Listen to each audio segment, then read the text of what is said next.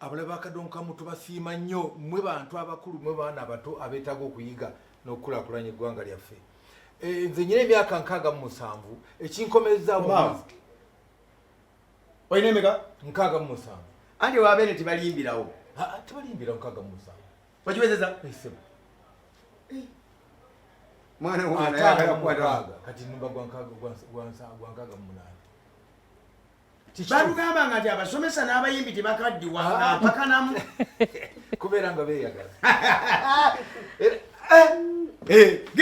gera maaso ekinkomezawo music waffe mu Uganda n'okusigira akadonkamu asse nnyo ate abayimbi abali badde bayimba music w'ekika ekirala ate bo bakoze bubi kubanga bataddemu ebintu bingi n'okusaaza eggwanga. Kakati mu ngeri y'emu benda tugenda kusomesa abantu okulaba music omulungi gubajjamu message bagende bafune ebirala ebyokukola. Asomesa abakulembeze addaabulula bannaddiini ali ku bantu ba bulijjo bonna basoma mu music ono kubanga music abeera buli wantu wonna. Omuntu nabanga anyiize ne babanga asanyuse ekimuddabula nikimuzza engulu ka music n'omwana omuto abeera ku bbeere n'awanika akagulu bw'ati nawe olabanga anyiiyebayita music naye ng'oli ku BBS fayina eyaffe eno yenyini gye tweyagalirako omukulu naye kati omuntu eyeetaaga oyinza omuwa ku nnamba ey'essimu eyeetaaga bawankusu ayita ku nnamba ki ayitaaga bawankusu yita ku namba 2 ayitaaga bawankusu yita ku namba 2 esooka ya Airtel 0772 MTN 0772 MTN yes 396 otyo 379 ate ya Airtel 0752 396 379 ogambye ye MTN eri 0772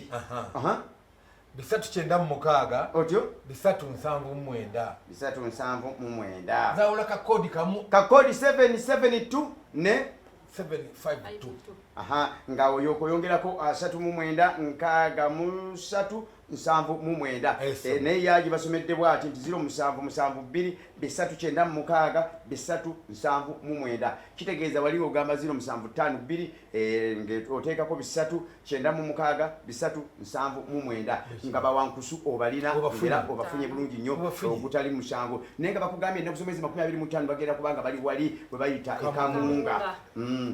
26 simutegedde bulungi nnyo 26 tugenda kubeera kasozi satu mulumu tujja kubeera mu Forest Park emakindi awo ate ngalumu tugenda kubeera ebusomba abantu ebusomba abantu emakindi bagamba tunamu mu ngeri ey'enjawulo kubanga bali waka ofisi za musije zangwa emakinde wennyini webale nnyo kakati gwe tukujjukiza nti n'abakulu bano nja kubanga mbakomyawo naye nga balina abantu bali nnyo nalabyeko ku posta yabe kuliko Allen Kakooza ne kubeerako Profesa kwali nnyo Mamuli Katumba Zaavuga Mzee Kalali